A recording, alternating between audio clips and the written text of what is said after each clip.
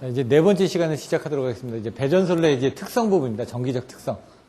요거는 몇 장 안 됩니다. 이렇게 하고 이제 3장 부분까지 좀 나갈 겁니다. 그래서, 다음 주에 3장 부분하고, 그 다음 기타 부분은 몇 장 안 되거든요. 3장이 좀 내용이 많다 보니까, 그렇게 하고 나서 마지막에 시간이 남으면 다시 한번 전체적으로 중요한 부분에 대한 자료들을 한번 더 소개해드리는 식으로 그렇게 진행을 하겠습니다. 여러분, 이 교재에는 그냥 개념만 이제 잡으시라고 있는 겁니다. 자세한 내용은 안 나와 있습니다. 그래서 자세한 내용은 다른 교재들을 더 참조를 하셔야 되기 때문에 그런 것들은 참조할 만한 자료들은 제가 메일로 해가지고 다시 보내드리도록 하겠습니다.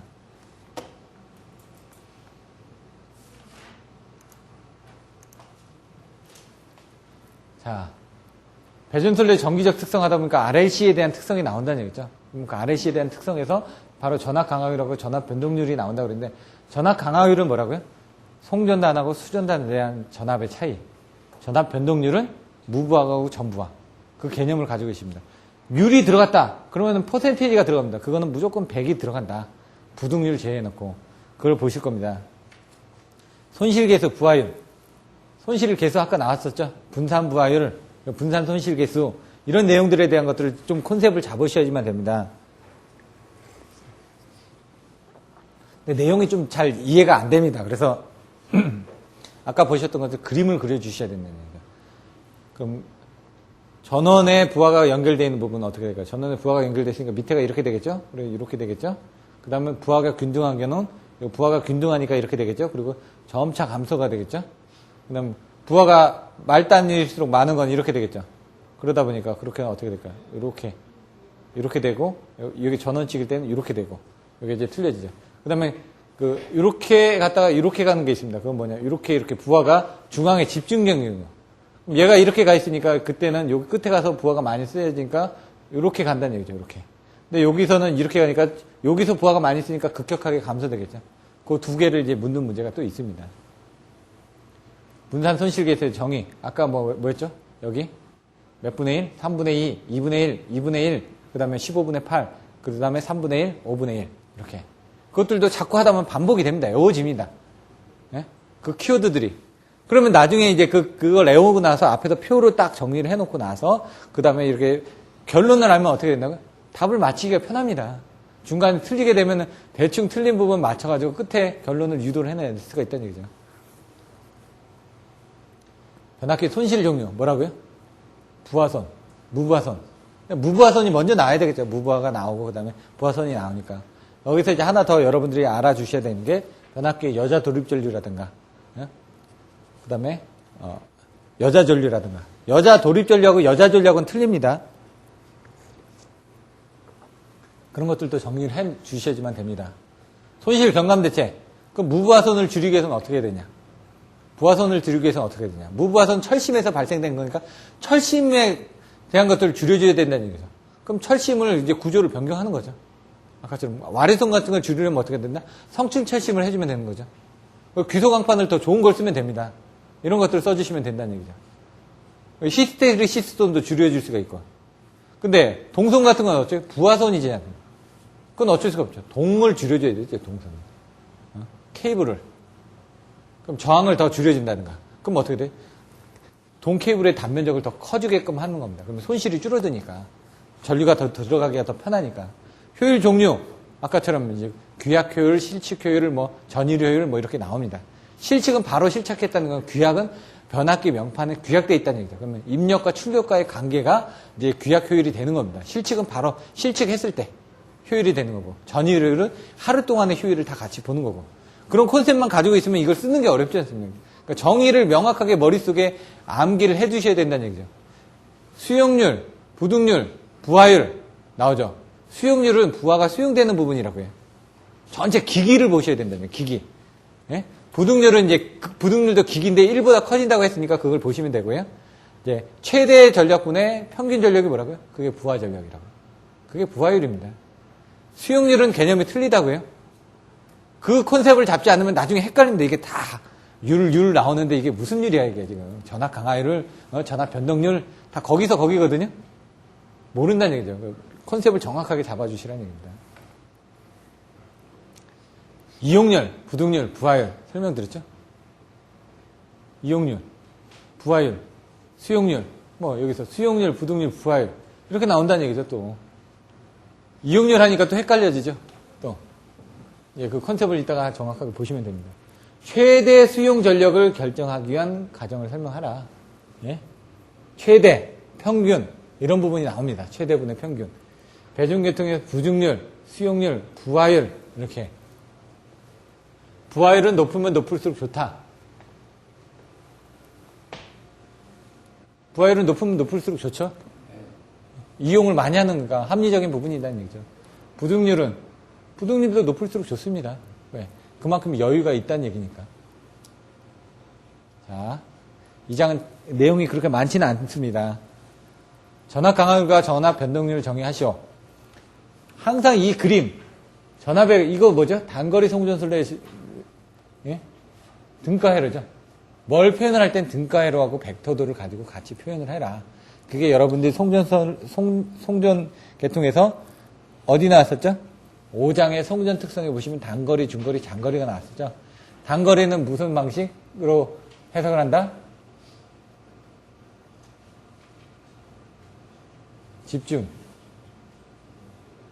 집중인가요?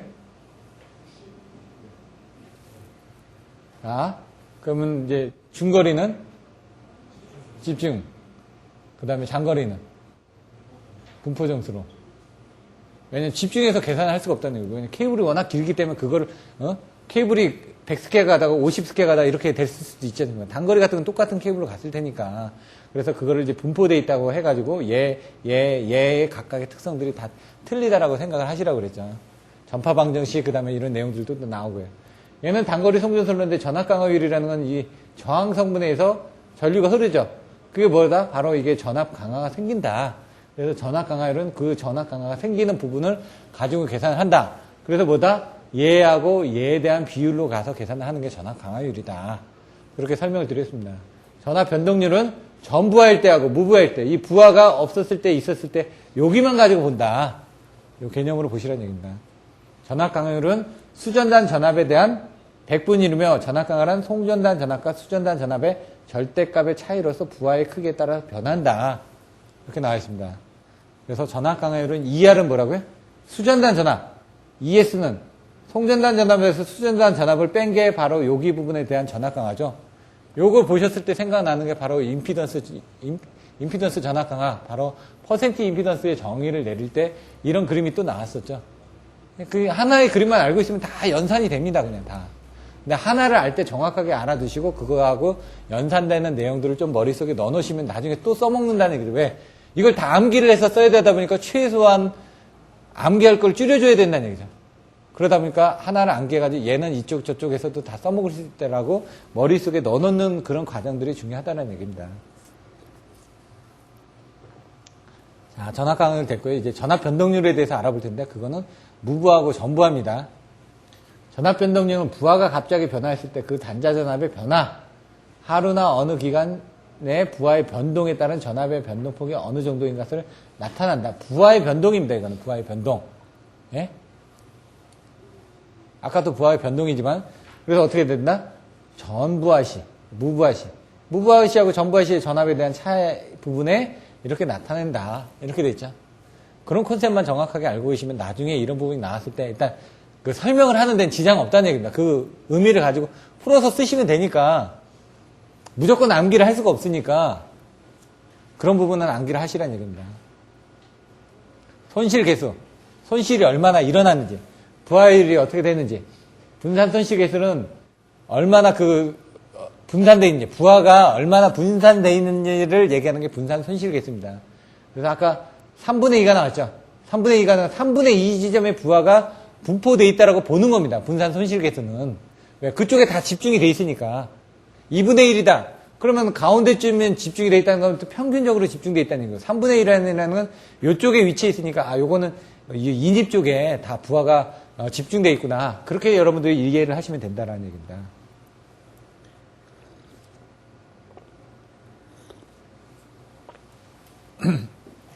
자, 손실계수 두 가지로 나눠지는데 같은 기간 중에 어느 기간 중 이제 최대입니다. 최대 밑에가 항상 최대라고 해요.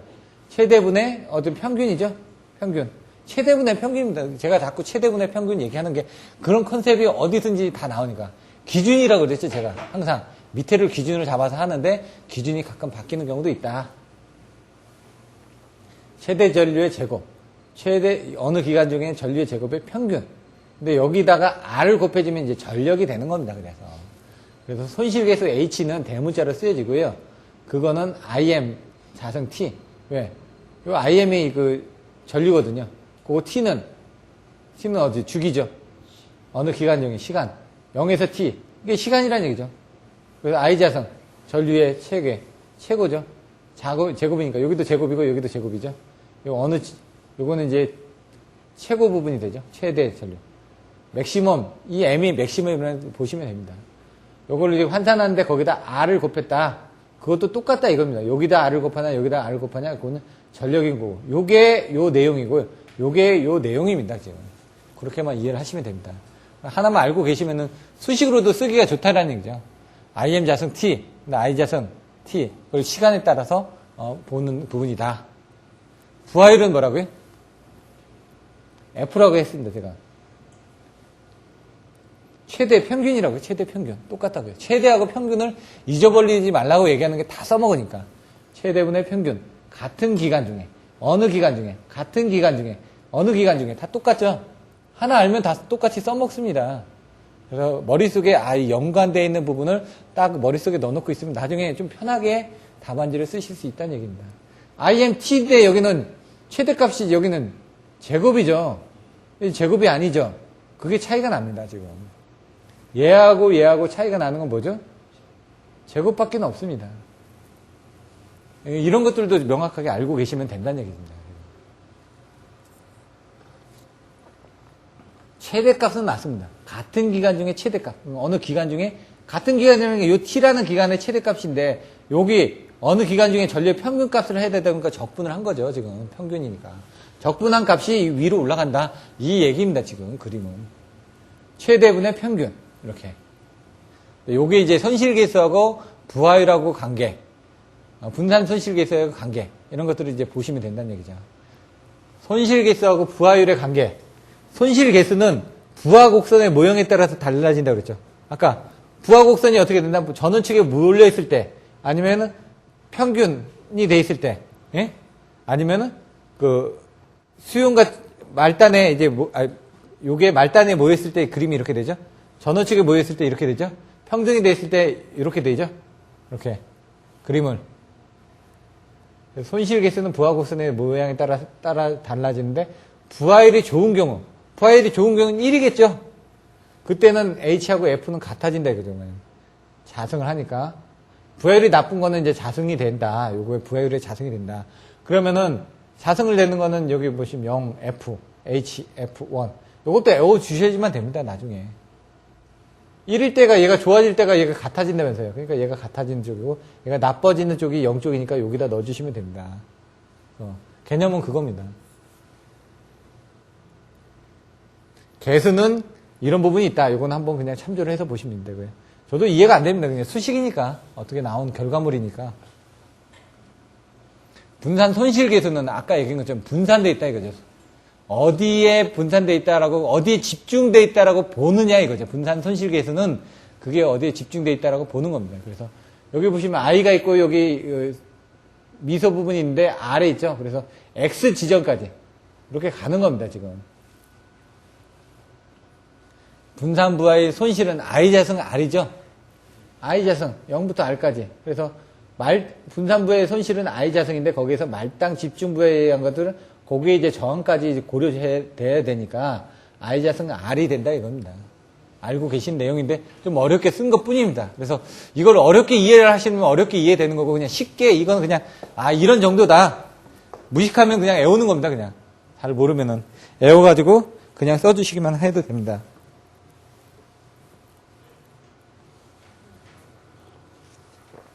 분산 손실계수는 어떻게 했냐? 말당 집중부하에 의한 손실분의 분산부하에 의한 손실 이렇게 나누는 겁니다. 그래서 왜 이거를 설명했는지 이제 이해가 되시겠죠? 정의가 그렇다는 얘기죠. 분산 손실계수 H는 스몰 H는 그래서 말단 집중부에 의한 손실이 I자승 R이고 분산부에 의한 손실이 0에서 2까지 i자승 r이니까. 나중에 이런 것들도 그냥 개념적으로 생각하시기 쉽다는 얘기죠. 좀만 머릿속에 넣어놓으면. 아까 앞에서 봤던 그런 방식대로 하나를 애워 넣으시면 이 뒤에서도 이게 애우기가 쉽습니다. 결론적으로 뭐죠? 아까처럼 이제 부하가 어디에 분산되어 있는지 그 부분은 아까 첫 시간에 요약해드렸던 것처럼 3분의 2, 2분의 1, 그 다음에 3분의 1, 그 다음에 15분의 8, 3분의 1, 5분의 1 이런 그 그림들 이런 것들을 가지고 하나의 머릿속에 딱 집어넣으시면 됩니다. 변압기 손실의 종류 무부하선, 부하선이 나오겠죠? 자, 크게 철선과 동선. 철선은 바로 뭐라고요? 무부하선이다. 동선은 부하선이다. 이겁니다. 철선은 부하의 유무에 관계없이 부하가 변동하면 뭐라고요? 전류에 제곱해서 비례한다. 그래서 이게 뭐라고요? I자승 R선. 앞에서 지금 말단 부하 집중해서 뭐 I자승 R선에 의해서 생겼다라고 말씀드렸죠. 그런 것들을 이제 정확하게 컨셉을 잡아주시면 됩니다. 자, 그래서 이렇게 딱 정의를 해 놓으시라고요. 무부하선은 철선이다. 부하선은 동선이다. 그럼 무부하선일 때는 어떻게 되죠? 와류선은 똑같이 납니다. 철심이든 권선이든지 와전류는 똑같이 발생하니까. 와류선은 표류부하선이라고 얘기를 하죠, 저희가. 표류를 한다. 그런데 무부하선에는 히스테리시스선이 나온다, 이거. 왜? 철심을 사용하니까, 철심 사용하다 보니까 히스테리시에서 자석이 막 변화되지 않습니까? 그 자석 밀도를 바꿔주기 위해서 우리가 그 규소강판을 더 좋은 걸 쓰려고 하는 거죠. 강자성체를 쓰려고 하는 거고요. 저항선은 이 저항을 줄여주면 되죠. 그러면 어떻게 동선을 저감하기 위해서 케이블을 더 두꺼운 걸 쓰면 됩니다. 동선을 저감하기 위해서. 병렬의 선수를 줄여준다든가 이런 식으로 그런 내용들을 써주시면 됩니다. 그 내용들이 이제 뒤에 나와 있는 겁니다. 이렇게. 자, 철선을 감소하기 위해서는 자석 밀도를 감소하기 위해서 철심 구조를 바꿔주기 위해서 저손실에 대한 철심 제로, 규소광판을 더 좋은 걸 써주시고 강자성체를 쓴다든가 고배양성의 규소광판을 사용한다든가 아몰퍼스 변압기 같은 건 어떻게 해요? 철선이 아예 적은 재질이죠. 아몰퍼스는 재질이 아몰퍼스라는 합금입니다. 걔는. 근데 걔가 더 튼튼하지는 않습니다. 일반 변압기보다는. 근데 이제 아까처럼 그 특성이 그렇다 보니까 손실을 훨씬 더 저감할 수 있다. 동선은 뭐라고? 부하선이라고 했으니까 권선의 단면적을 늘려주면은 동선이 줄어들겠죠. 동선의 권선수를 저감해주면은 전체적인 저항이 줄어드니까 또 줄어들겠죠. 그런 내용들을 여러분들이 써주시면 된다는 얘기입니다. 지금.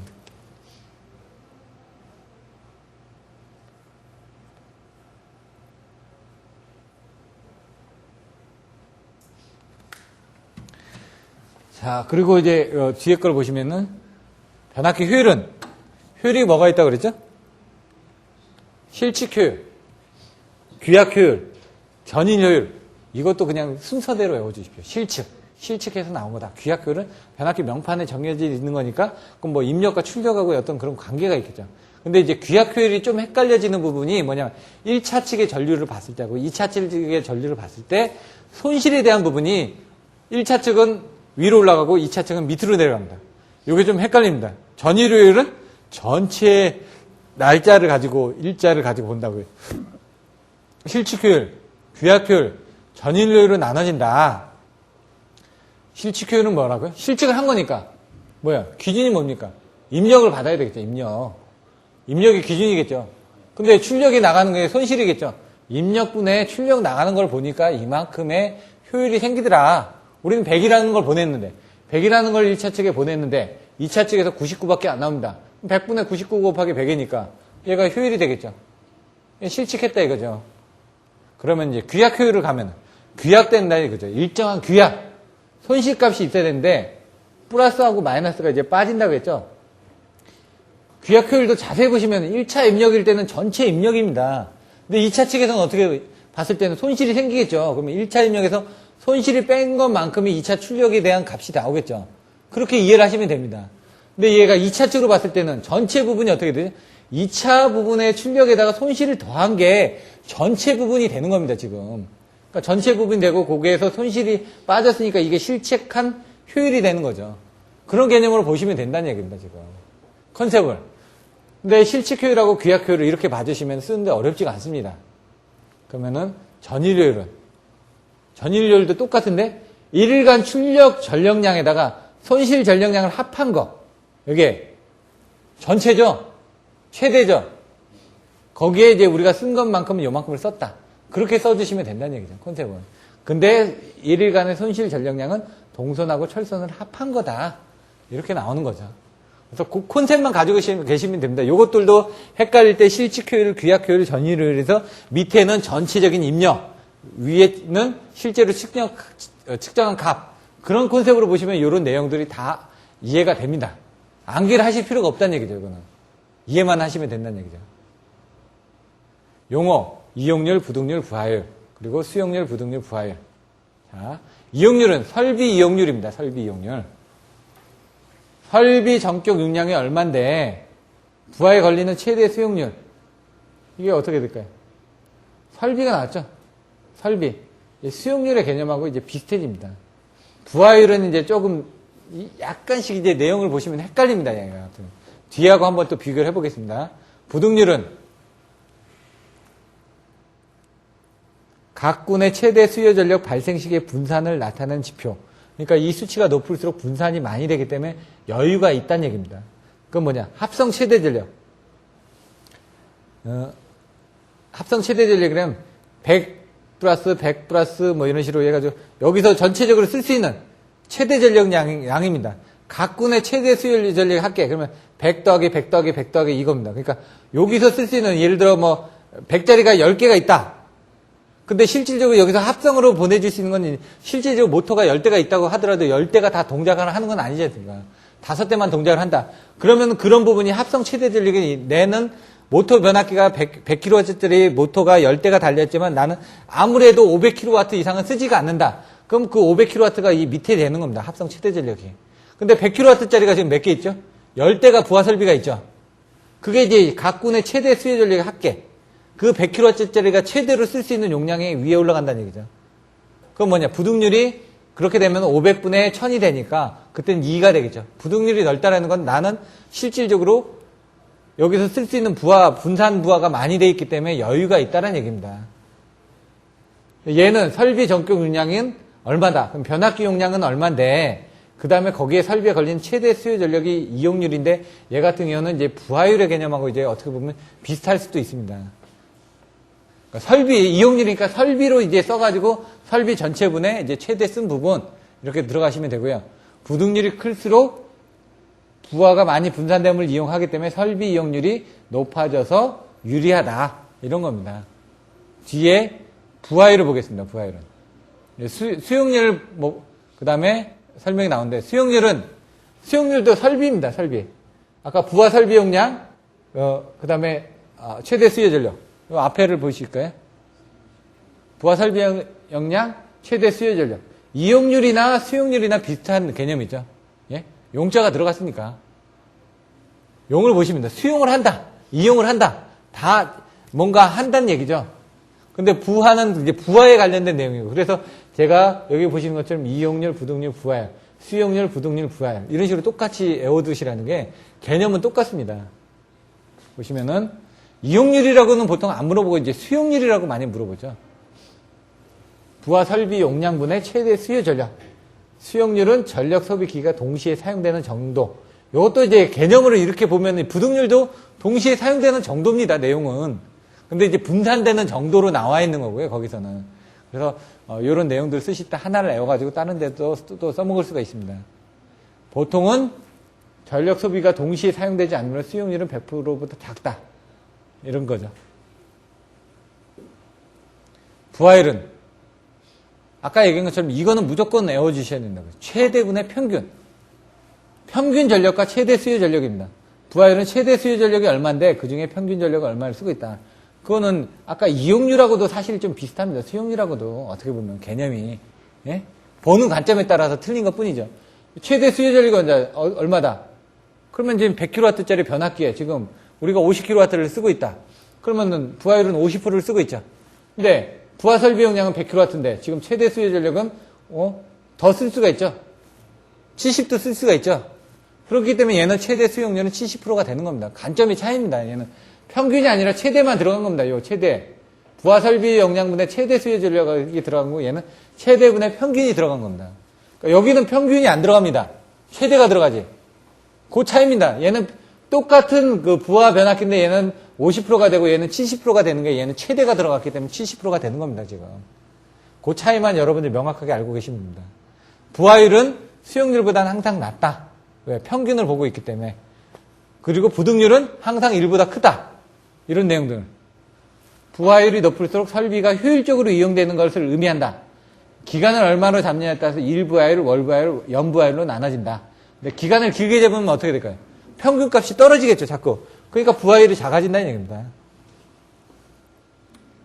부등률, 수용률, 부하율. 요거는 그냥 수식으로 정리를 한 건데 좀 어렵게 대해지는데 앞에서 봤던 부분이 뭐라고? 부하율은 최대분의 평균. 근데 그 최대 수요 전력을 부등률로 해가지고 더 바꿔본 겁니다. 이렇게 부등률로. 평균 전력은 똑같은데 부등률로 바꿔지니까 부등률은 어떻게 된다고요? 아까 합성 최대 수요 전력분의 각 군의 최대 수요 전력의 합계가 부등률이었습니다. 앞에서 볼까요? 부등률은 밑에가 합성이고 위에가 각군입니다. 부등률은 밑에가 합성이고 위에가 각군이죠. 이렇게 외워주시면 됩니다. 각군, 합성. 그리고 여기가 각군이고 합성이니까 합성이 여기 있으니까 그걸 이렇게 바꿔줬다 이거죠. 부등률을. 그 부등률이 다시 위로 올라가죠. 위로 올라가면 이제 수용률하고 이 부분을 또 바꿔준 겁니다. 이렇게. 얘가 부하율이 뭐라고요? 수용률 해가지고 이쪽으로 넘어왔죠. 부등률이 위로 올라갔죠. 그 다음에 각군의 부하 설비 용량을 또 이제 수용률하고 이 최대 수요 전력으로 또 환산을 해준 겁니다. 앞에 있던 용어들 가지고. 이거는 매칭을 해보시면 다 맞습니다. 수용률이 뭐냐면은, 수용률을 가서 보시면 또 부하 설비 용량분의 최대 수요 전력. 부하 설비 용량분의 최대 수요 전력. 여기 부분이 최대 수요 전력이고 부하 설비 용량이니까 이게 수용률이 여기서 이렇게 또 바뀐 거죠. 부등률이 그냥 올라가면서. 부등률은 올라가고 이 최대 수요 전력을 설비 용량에 합계하고 수용률로 바꿔준 것 뿐입니다. 이게 지금. 그러니까 어렵게 생각하실 필요는 없습니다. 그러면은 이제 보시면은 부하율하고 부등률, 수용률은 이런 관계가 있다 이거죠. 부하율이 클수록 좋고 부등률이 클수록 좋은데 수용률은 반대다 이겁니다. 요 개념만 하나 알고 계시면 됩니다. 요게 좀 수용률의 개념이 헷갈리실 수가 있기 때문에 다 좋은 게 아니다 이거죠. 최대 수용 전력을 결정하기 위한 가정. 그럼 합성 최대 수용 전력이 있고 부등률은 각군의 최대 수용 전력. 요게 있었죠, 요거였죠. 부등률을 가지고 이용을 했다는 얘기입니다.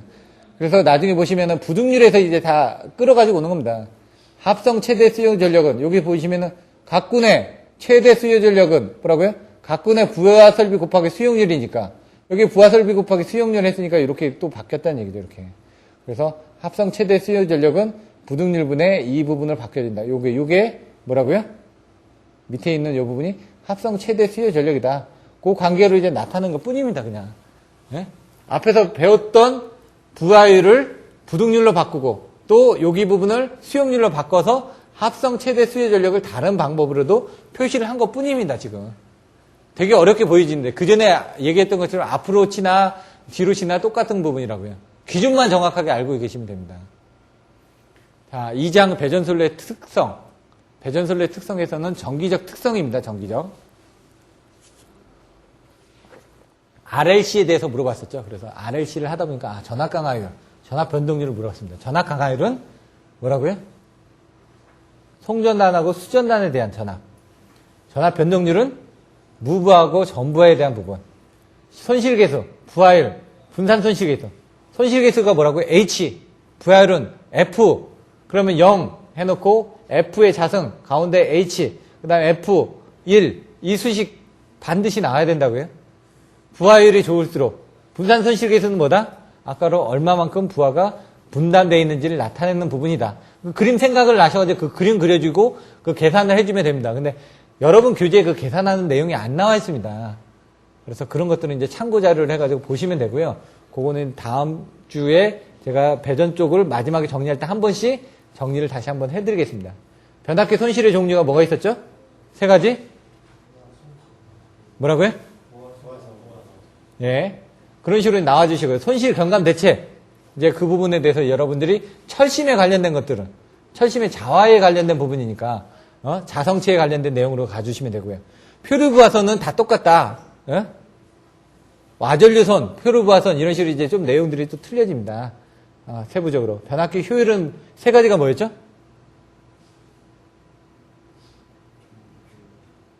순서대로 실측, 규약, 전일. 지금도 반복을 안 하면 안 됩니다. 그러니까 제 강의 시간에는 제가 설명을 해주면 무조건 반복하시라고. 여러분 입에서 나올 때까지. 입에서 나온다는 건 쓸 수가 있다는 얘기입니다. 입에서 안 나오면 머릿속에 암기가 안 되는데 어떻게 쓰겠습니까? 실측 효율, 규약 효율, 전일 효율이다. 예? 기간에 관련된 부분이다. 전일 효율은. 실측 효율은 뭐냐? 실측. 입력분의 출력이다. 입력이 밑에 나오고 출력이 나간다. 마찬가지로 규약 효율도 입력이 밑에 나오는데 입력이 1차 측일 때는 1차 측은 어떻게 되죠? 1차 입력이 나오고 2차 측은 그 위에는 1차 입력에서 손실을 뺀 게 출력이 되겠고 2차 측으로 봤을 때는 2차는 입력이 어떻게 되죠? 전부 다 2차에 대한 부분하고 손실을 한 게 입력이 되겠죠? 근데 나오는 거는 2차 부분만 되는 거니까 그런 식으로 이제 외워주시라고 해요. 이용률, 부득률, 부하율인데 수용률하고 같다고 그랬죠? 예? 요건 설비 용량분의 최대 부분, 얘는 부득률은 아까처럼 기기 용량분의 합성분의 위에가 뭐라고요? 각군, 밑에는 합성. 요거 보시면 각군, 이건 합성. 얘는 부하율은 최대분의 평균. 그런 키워드가 나와줘야지만 된다고요. 그러면 끝납니다. 2장은 끝났고요. 3장 부분 조금 나가도록 하겠습니다. 3장이 한 60페이지가 되는데 배전선로의 운영과 보호. 이제 여기서 운영할 때 이제 어떤 전압에 대한 부분이 나옵니다. 전압을 유지를 해줘야 될 거 아닙니까? 그래서 그 유지를 하기 위한 기준들이 나옵니다. 그래서 전압이 뭐 110V일 때 몇 볼트, 220V에서 몇 볼트 이런 것들이 나오게 된다는 얘기죠. 전기 품질 유지군, 아까 전압에 대한 변동 폭이 나올 거고요. 변전소의 모선 전압 조정 방법과 배전선로의 전압 조정 방법. 이거 보면 생각에 뭐가 나죠? 변전소의 모선 전압 조정 방법이 뭐가 있었죠? 뭐가 있을까요? 예? 변압기 탭을 조정을 하면 됩니다. 변전소의 모선 전압 조정. 요거는 SVR 같은 게 나오겠죠? SVR. 예? 변전소의 모선 전압 조정은 SVR. 딱. OLTC라든가, OLTC를 통해가지고 모선을 조정할 수도 있죠. 그리고 SVR은 뭐였죠? 변전소의 모선에서 조정하는 방법. 급전선에서 조정하는 방법. 모선과 급전선을 같이 조정하는 방법이 있었다고 그랬죠. 배전선로 쪽은 선로니까 어떻게 될까요? 승합기를 이용한다든가 LRT를 이용한다든가 뭐 여러 가지 부분이 있겠죠. 그런 부분을 이제 나눠놨습니다. 이제 한번 보시면 될 것 같고요. 선로 전압 강압 보상기 LDC 라인 드롭 컴펜세이터 이렇게 용어들을 정확하게 봐주시면 됩니다. 이런 것들은 나중에 보시면 되고요. 플리커의 발생 원인 플리커가 뭐라고요? 왜 발생을 하죠? 전기로, 아크로, 제강로 이런 것들은 지진이라 이거죠. 지진. 용접기 부하를 쓰니까 뭐를 여기 전기로나 아크로 같은 건 용접기입니다. 왜? 단락 현상을 이용하거든요. 그러면 전류가 많이 흘러갑니다. 전류가 많이 흘러가니까 전압가가 많이 생길 거 아닙니까? 예? 그러니까 이제 여기 변압기가 있는데 변압기 2차 측에 여기 전등이 있고 여기 동력인데 여기서 지집니다. 지지면 어떻게 될까요? 이쪽으로 전류가 다 흘러가니까 이쪽으로는 전류가 많이 안 흘러가겠죠. 그러니까 이쪽에 지금 전압이 약해지겠죠. 힘이 약해지니까 이쪽에 플리커 현상이 해가지고 전등이 깜빡깜빡 거린다고요. 깜빡깜빡 거리지 실제로 전등은 수명은 더 오래 갑니다. 전압이 떨어지면. 전압이 더 세지면은 수명이 더 오래 가지 못합니다. 저번에 한번 설명드렸죠. 개통공학 할 때 전압이 높았을 때, 낮았을 때 장점과 단점. 그런 내용들도 같이 봐주시라고요. 부하 급변이나 전압 변동으로 인해서 플리커 현상이 나타나는 원인이 뭐냐? 부하 변동이 부하 급변이 뭐냐? 아크로나 전기로 용접 부하다 이거죠. 방지 대책. 그러면은 급전선을 분리를 하면 됩니다. 어떻게 돼? 그쪽에 전압 변동이 많이 나는 그 선을 안에 전용선으로 공급을 해주는 겁니다. 전용 분압기로 공급을 하고 이런 내용들. 이따가 보시면 그런 내용들이 나온다는 얘기입니다. 배전선에서 순간 전압 강화, 순간 정전. 이건 파워 퀄리티의 어떤 기본 개념이라고 그랬죠. 0.1에서 0.9%까지 30사이클만 나타나는지 아니면 1초가 나타나는지 어떤 몇 사이클이 나타나는지 그럼 주기적으로 이것도 그림으로 그려주셔야지만 됩니다. 그림으로. 고조파 저감하기 위한 대책. 고조파는 기본파의 배수, 정수배 조파를 얘기한다. 그래서 그림으로 그려주죠. 짝수 조파가 있고 홀수 조파가 있다. 그럼 그런 부분. 단상 정리 장치를 쓰다 보니까 이제 홀수 조파가 많이 나오죠. 변압기 여자 도립 전류는 2고 조파가 들어가 있습니다. 그래서 비대칭파 전류가 흐르기 때문에 여러분들이 나중에 보시면 변압기 여자 도립 전류 대책, 그러면 뭐라고 하죠? 트감고비라고 얘기를 합니다. 트립 낙법, 감도조합법, 고조파 억제법, 비대칭파 저지법, 이런 식으로 트감고비를 애워주시라는 얘기죠. 변압기 여자 도립 전류 대책할 때는. 예? 뭐 부충방유건 그런 거 얘기했었죠. 뭐 부울줄 일렉기 충격 압력 계정기 방압변 유면온도계 건선온도계 이런 식으로 부충방유건 이런 것들도 외워두시라고 얘기를 했고요. 고조파를 저감하기 위한 계통 측면에서 대책이라는 얘기입니다. 계통. 수용 가치에 대한 대책이 아니라. 그러니까 한전 쪽에서 어떻게 해야 되겠냐. 계통 측면에서는 그 고조파를 저감하기 위한 부분을 전용선으로 공급을 한다든가, 그 고조파가 많이 발생한다 하는 부하는 우리가 어떻게 할 수가 없습니다. 부하 자체가 그렇게 돼 있으니까 그 부하가 연결되어 있는 부분은 아예 따로 빼버리는 겁니다. 그러니까 학생들 보시면은 열성반, 우성반 애들 있으면 우성반 애들 따로 가가지고 공부시키는 겁니다. 예? 전력전자 소자에 의한 고조파 장애, 대책기술. 대책기술이 뭐라고요? 수능, 변리, 피, 델타, 대책이. 수동필터, 능동필터, 변환장치, 다펄수화, 리액터, 삽입, 그 다음에 PWM 방식, 그 다음에 델타 결선. 이런 기본적으로 6가지가 나와야 줘야 된다고요. 그 외에 여러 가지 더 쓰셔도 됩니다. 키워드. 고조파 정의, 영향, 기기, 고조파 경감 대책. 이런 것들도 고조파가 기기에 미치는 영향 할 때는 그림을 그려주시면 됩니다. 어떻게? 자, 변압기에 2차식을 해놓고 이렇게 그림을 그려줍니다. 여기 뭐가 있죠? 고조파 장치들은 어떻게? 다 이런 정류장치가 있죠. 정류장치에서 고조파가 거꾸로 발생되죠. 그럼 얘가 올라갈 수 있는 부분 이쪽으로도 올라가고 이쪽으로도 가겠죠. 그럼 여기 뭐가 있냐? 모터가 있죠. 이렇게 그림을 하나 그리시는 겁니다. 그럼 여기 옆에다 또 뭐 하느냐? 여기다 콘덴서를 이렇게 그려줍니다. 여기 리액터를 이렇게 달아주고. 고조파가 영향을 미칠 수 있는 게 변압기에도 영향을 미칠 수가 있고, 여기 케이블에도 영향을 미칠 수가 있고, 전동기에 영향을 미칠 수도 있고, 콘덴서에도 영향을 미칠 수가 있구나. 그림 하나 그려주시면 딱 됩니다. 바로 다 나옵니다. 항상 그림을 가지고 연산을 해서 써주시는데, 그래서 이런 콘덴서가 뭐냐? 역류 개선용 콘덴서 같은 경우는 500kV 같은 경우는 3%, 500kV는 5%네요. 그리고 500에서 2000까지는 4%, 2000kV 이상은 3%의 역류 개선용 콘덴서 용량을 달아줍니다. 그런 경우는 여기다가 리액터를 잘 달지는 않습니다. 역류 개선용이니까. 근데 역류 개선하면 고조파가 이쪽으로 들어오니까 고조파를 저감하게 해서 여기다 리액터를 달아주는데 이 콘덴서 용량의 6% 정도를 달죠. 그건 뭐냐? 오고조파의 공진 때문에 공진점을 비켜나가기 위해서 이렇게 다는 겁니다. 그것들도 어떻게 하냐?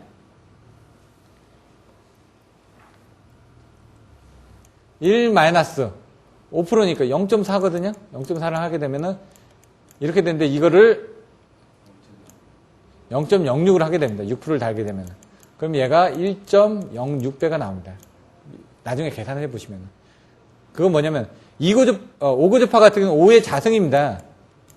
5의 자승이니까, 그건 뭐냐, 25분의 1이라는 얘기거든요. 이게 0.04가 나오는 겁니다. 이거보다 유도성을 해줘야지만. 왜냐면 우리는 유도성 부하기 때문에 이걸 0.3%를 하게 되면 언젠가 가서 공진이 됩니다. 공진이 된다는 건 뭐냐면은, 임피던스가 이렇게 가고 있는데 이 공진이 된다는 건 임피던스가 이렇게 줄어드는 지점이 생긴다는 얘기죠. 그러면 이 지점이 약하니까 어떻게 될까요? 그쪽으로 막 급격하게 쓸려 들어간다는 얘기입니다, 지금. 그래서 우리가 공진점을 피하기 위해서 5고조파 같은 경우는 4%의 리액터를 달게 되면 공진점이 됩니다. 왜? 저항은 R인데 XL은 어떻게 되죠? 2파이 FL이죠. 예? L이죠. 그래서 이제 L 같은 경우는 자승으로 계산을 하시면 되는데 XC 같은 건 어떻게 되죠? 2파이 FC분의 1이죠. 얘는 또 틀려진다는 얘기죠. 얘는 증가가 되는 부분이고요. XL은. 얘는 감소를 하는 부분입니다. 콘덴서 부분이 있는데 거기다 L 값을 넣어주면 앞에다 증가를 시켜주는 겁니다. 댐을 막아준다는 얘기입니다. 앞에. 더 힘이 못 들어오게 이런 부분을 채워준다는 얘기입니다. 이게 6%짜리를 해가지고 이걸 채워서 이렇게 채워진다는 얘기입니다. 이렇게. 그럼 그쪽에 못 들어오는 거죠. 3고조파 같은 경우는 어떻게 하냐. 3의 자승분의 1이거든요. 3고조파는 3의 자승분의 1인데 얘는 9분의 1이 됩니다. 그러면 얘가 11%가 나옵니다. 그래서 2% 정도 돼서 얘는 13%를 달게 됩니다. 이렇게. 근데 요걸 달았을 때 이제 또 단자전압이 뭐 증가되고 하는 그런 부분들이 있습니다. 그런 것들은 나중에 좀 더 기술하게 설명드리고요. 영양 같은 거, 대책 같은 거, 이런 것들 중요하다는 얘기입니다. 공진주파수. 아까 얘기했던 2파이 F를 2파이 F C분의 1 가지고 그 F 값을 계산하는 겁니다. 공진주파수는. 근데 여기 부분을 이따가 수식을 보시면 조금 어렵습니다. 내용들이. 그냥 그 부분을 그런 용도만 보시면 되고요. 단락 용량 SN, Q. 이 부분은 어떻게 되죠? SN은, Q는 X분의 SN. 뭐 이렇게 SN은 뭐 X분의 Q. 이런 식으로 왔다 갔다 합니다. 요거는 지금 그 전에 한번 설명을 드렸습니다. 콘덴서 용량은 계산할 때 단락 용량으로 해가지고 계산한다. 단락 용량이 뭐 20M인데 콘덴서를 얼마를 2000kV짜리를 달면은 전압이 얼마만큼 더 보상이 된다. 그렇게 계산하는 거 한번 가르쳐 드렸죠. 그 개념하고 똑같이 보셔도 됩니다. 얘는. 그런 내용이 나와 있습니다. 그래서 고저파 발생원에 이런 식으로 콘덴서를 달게 되면 이 콘덴서에서 고저파가 이쪽으로 빨려 들어가는 부분은 바로 필터가 되는 겁니다. 근데 빨려 들어가지 않고 그럼 얘 역류개선용으로 달아놨다 그러면 여기다가 이렇게 L을 달아놓은 거죠. 그러니까 L을 다는데 L이 고저파가 못 들어오게끔 좀 큰 용량으로 달아주면 공진점보다 큰 용량으로 달아주면은 얘가 리액터가 되는 거고요. 여기다가 얘하고 공진할 수 있게끔 임피던스를 달아주면 얘가 필터가 되는 거죠. 필터가 되면 얘가 빨아들이는 거니까. 그래서 필터인지 역류 개선용 콘덴서인지는 요게 달려있는 리액터의 용량 가지고 여러분들이 보시면 됩니다. 능동 필터는 수동 필터는 아까처럼 수동으로 딱 정해져 있기 때문에 그 차수의 조파밖에는 저희가 받아들일 수가 없습니다. 능동 필터는 자기가 액티브이기 때문에 자기가 막 변동을 합니다. 그래서 1고조파, 2고조파, 3고조파, 5고조파 다 고조파라고 하는데 1고조파는 그냥 기본파라고 얘기를 합니다. 뭐 2.5 차수의 고조파도 있습니다. 그건 인터하모닉이라고 얘기를 합니다. 정수배 사이 조파이기 때문에. 그런 것들도 얘네들이 다 계산을 해가지고 거꾸로 역고조파를 발생시키는 겁니다. 퓨리에 변환을 해가지고 요거를 이제 변환하게 하면 거기에 상고조파가 있다. 그럼 그림을 그리면은 기본파가 있으면 상고조파는 하나, 둘, 세 개가 나와야 되니까 이렇게 나옵니다. 이렇게. 제가 이걸 좀 더 그림을 더 그려야 되겠죠? 이렇게. 그럼 얘는 합성이 되니까 얘는 올라가고 얘는 내려갑니다. 이런 게 보통 여러분들이 많이 보시는 육상 정류기, UPS부하 같은 데서 이런 걸 많이 봅니다. 근데 위상이 틀려지면은 얘가 위상이 이렇게 반대로 되어 있습니다. 그럼 어떻게 될까요? 얘는 이렇게 올라가겠죠? 위상에 따라서 고조파의 파형이 틀려지는 겁니다. 고조파도 위상이 중요합니다. 사이리스를 제어를 해가지고 언제 위상각 제어를 하는지에 따라서 얼마만큼 저감을 할 수 있는지 그런 내용들이 나오는 겁니다. 상고조파를 이제 퓨리에 변환하는데 이게 합쳐진 게 바로 이런 식으로 파형, 이런 파형이 나오기도 이렇게 파형이 나오는데 그걸 기본파로 다 분해를 한 게 바로 퓨리의 변환이라는 얘기입니다. 능동 필터는 거꾸로 여기서 이런 고조파가 나왔다. 그러면 그 고조파 장치에서 반대로 발생을 시키는 겁니다. 반대로 발생시키면 합성이 돼서 없어지겠죠. 그 없애지는 저감 요인인데 문제는 얘가 소공성이 있어야 되겠죠. 소공성이 조금은 떨어집니다. 그렇기 때문에 완벽하게 없애지 못하고 이런 찌꺼기는 좀 남아 있습니다. 그렇기 때문에 고조파는 어느 정도 100% 저감을 할 수가 없습니다. 근데 뭐 보통 능동 필터 같은 경우는 이제 저함용으로만 씁니다. 고함용은 절대 없습니다. 왜? 기기를 여기 있는 IGBT나 이런 것들이 아까 사이리스로 똑같이 고조파를 만들어야 되는 그 기기가 고함용이 없기 때문에 고조파를 고함용으로 못 만드는 겁니다. 아직 소자가. 그러면 고압 같은 거 어떻게 하냐? 변압기를 통해서 변환을 해서 또 올려주기 때문에 또 소공성이 좀 떨어집니다. 하지만 용량은 이제 필터 용량은 100A, 200A 이런 식으로 모듈로 되어 있기 때문에 꽂으면 됩니다. 그냥 꽂으면 되게끔 그렇게 되어 있습니다. 가격은 뭐 억 단위입니다. 그냥 기본적으로 억 단위로 보시면 됩니다. 뭐 한 200A 설치했다. 저압의 200A입니다. 고압의 200A가 아니라. 그럼 고압으로 한탄하면 아주 적은 거죠. 그래서 이런 것들은 중요 부하에만 단다고 보시면 됩니다.